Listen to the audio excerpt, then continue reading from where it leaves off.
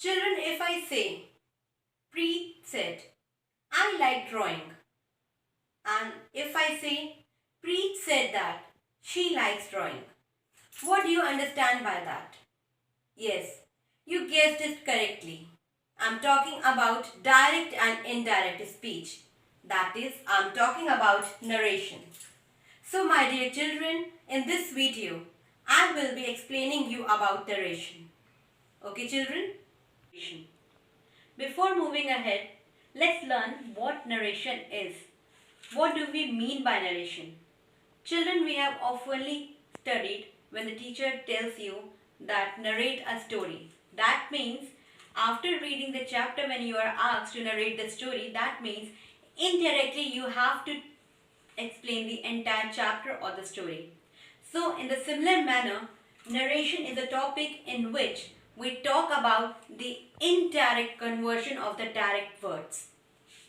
Narration means to narrate.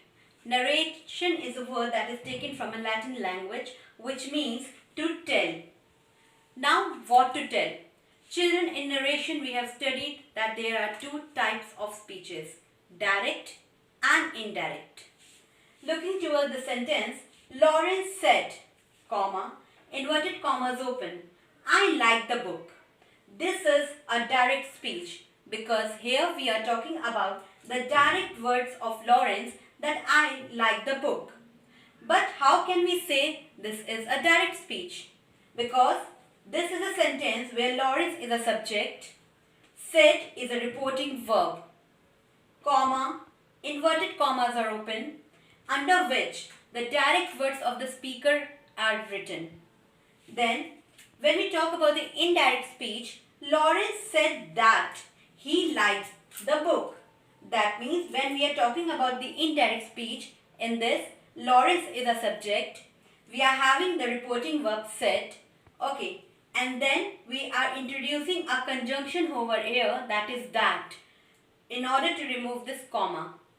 After that, in spite of putting the direct words of the speaker under inverted commas, we are narrating these words. That means we are going to write now that he liked the book. So, in the indirect sentences, we narrate the direct words of the speaker. Okay, children? Children, there are two sentences written on the board. He said, I am hungry. He said that he was hungry.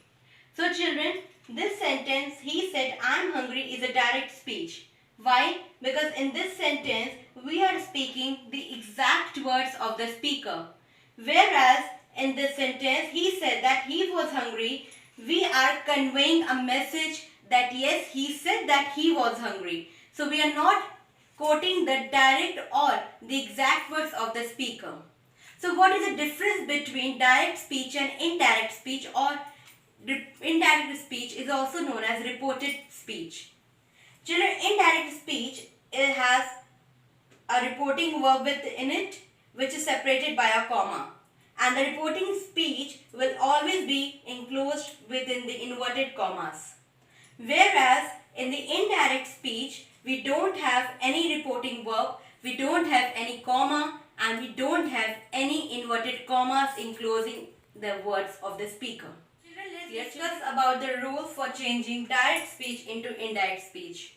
And in this list, we have the first rule that if the reporting verb is in present tense or in future tense, then there will be no change in the indirect speech except the change in pronoun and adverb in the sentence. For an example, Atul said, I am a student. It's a direct speech. Now, when we convert it into indirect, we have Atul said that he is a student. So, children, there is no change in the tense. But yes, there is a change in the pronoun in the sentence. So, this example tells that this rule, which is saying that there will be no change in case of present or future tense, is clarified.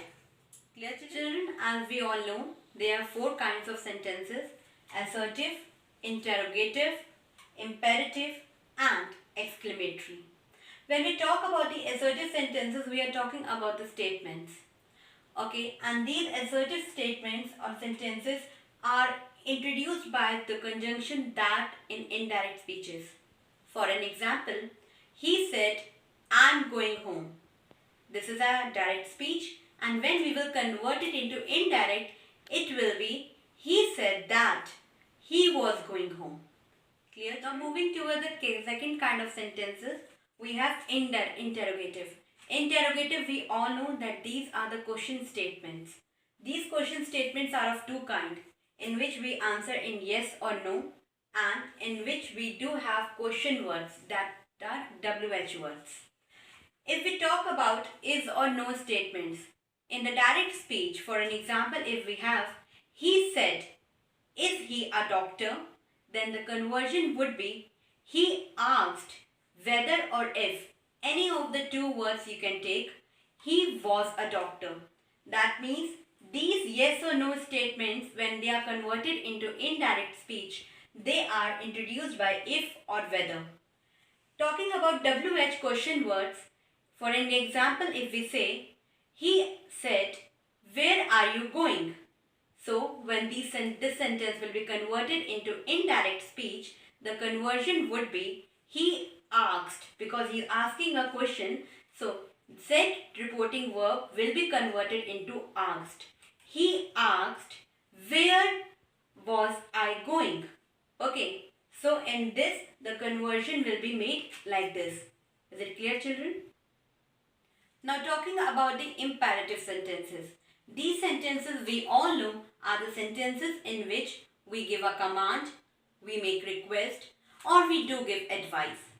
So in these sentences, when the conversion is made from direct to indirect speech, then in indirect speech, these sentences are introduced with infinitive, that is two infinitives. For an example, he said, bring me a cup of tea.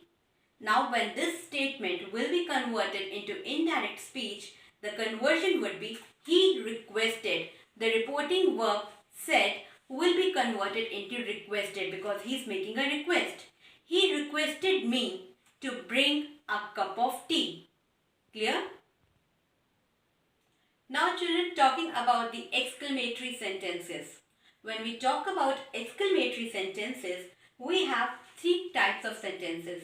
The sentences in which we have may, that means we are wishing something for someone. Interjections. Interjections means strong feeling words. Okay, like bravo, alas, all these words are interjections. What and how. Now for an example, if we talk about these sentences, so if in direct speech we have, he said, may you live long. So in the indirect speech, the conversion would be, he wished that may I live long. So, is it clear? Now children, talking about the exclamatory sentences, we have three kinds of sentences. For an example, the statements in which we have may. For an example, if I say, he said, may you live long. So this is a direct speech, we all know that. Now what would be the answer if we convert it into indirect speech?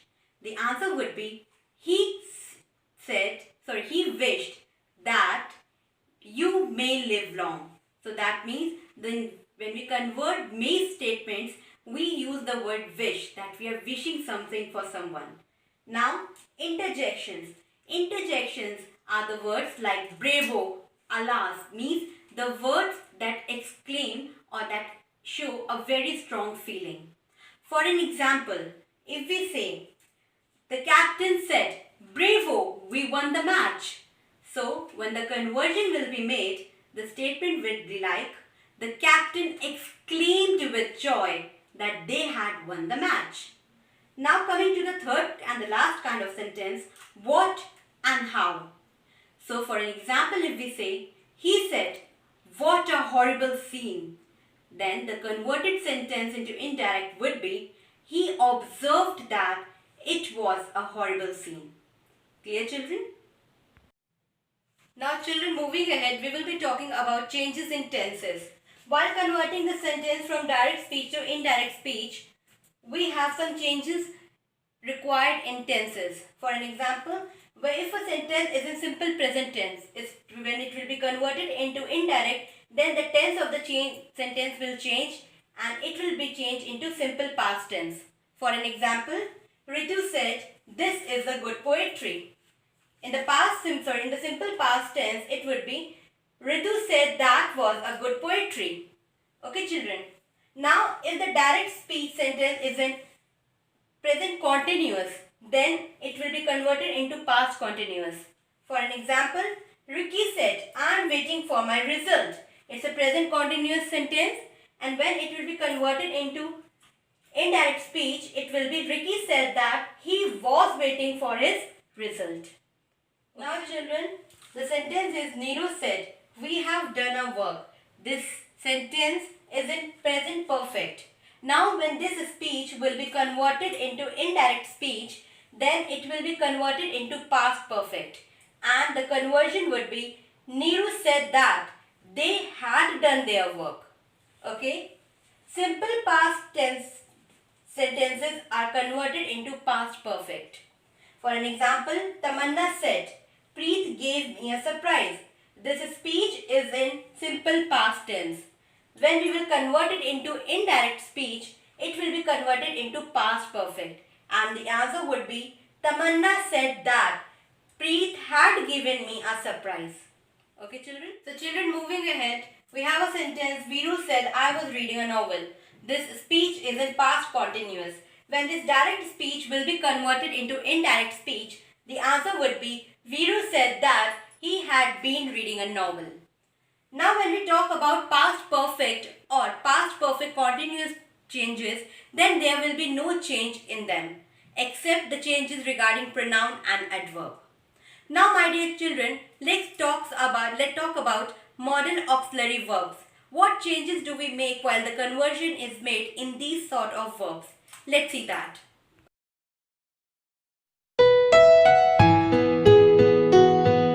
Now children, if the reported speech relates to the universal truth or universal fact, there will be no change. Remember that. For example, the teacher said India got freedom in 1947.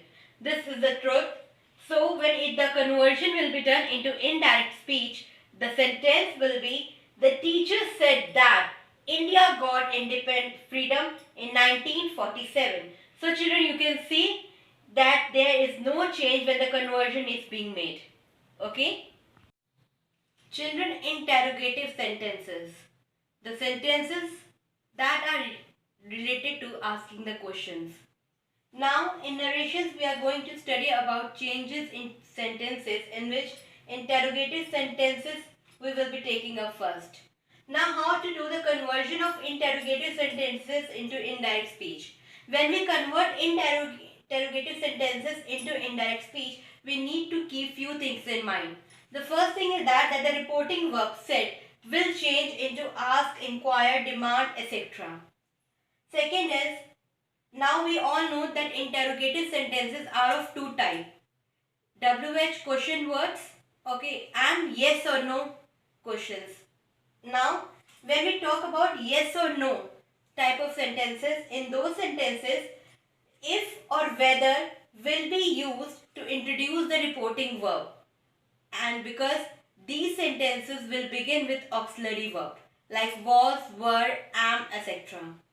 And third point you need to keep in mind that when we talk about WH question words that we use in interrogative sentences, in those cases where the conversion is made, then same question word is used in order to introduce the sentence, and later on the required specified changes are made regarding tenses, pronoun and adverbs. Clear, children? Now children, talking about the imperative sentences. Imperative sentences, we all know that the sentences in which we give command, make request, all these kind of sentences are categorized under imperative sentences. Now when imperative sentences are get converted into indirect speech, what are the rules or what are the things that we need to keep in our mind?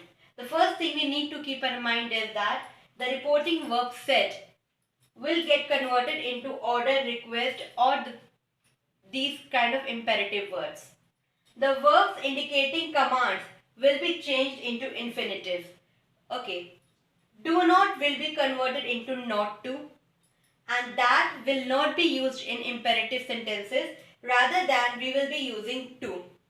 For an example, the teacher said to the student, go away. Now when the conversion will be made in the indirect speech, the sentence will be, the teacher ordered the student to go away. So you can see here we are not using that, rather we are using to. Okay. So now I think imperative sentences conversion is clear to you, children. Now children, talking about the let statements. How to change the let statements from direct speech to indirect speech. The let statements refers to request, suggestion, command, to make proposals, etc. Now for an example, she said, let me go. She requested to let her go. So children, when we talk about request in the sentences that begin with let, then the treatment of let will be, this word let will be converted into to let. So here let me go will be converted, she requested to let her go. Coming to the second, she said, let's take her to her parents. She suggested that they should take her to her parents. So when we talk about the suggestion, then we convert let into should. And children, when we talk about the command, then also let is treated with the word should. Clear? Now children, talking about the exclamatory sentences. Reporting verb in these sentences are converted into cry, exclaim, bless, wish, etc. Exclamatory words or interjections like hooray, alas, etc. and the exclamatory marks are omitted when we convert these sentences from direct speech to indirect. The conversion of these sentences is done in a proper manner. Like these exclamatory sentences are first of all converted into statements, and then that statement is converted into indirect speech. For an example, the spectator said, bravo, well done, well played Sachin. The spectators applauded Sachin, saying he had played well. So, children, I think the conversion of exclamatory sentences from direct speech to indirect is clear to you.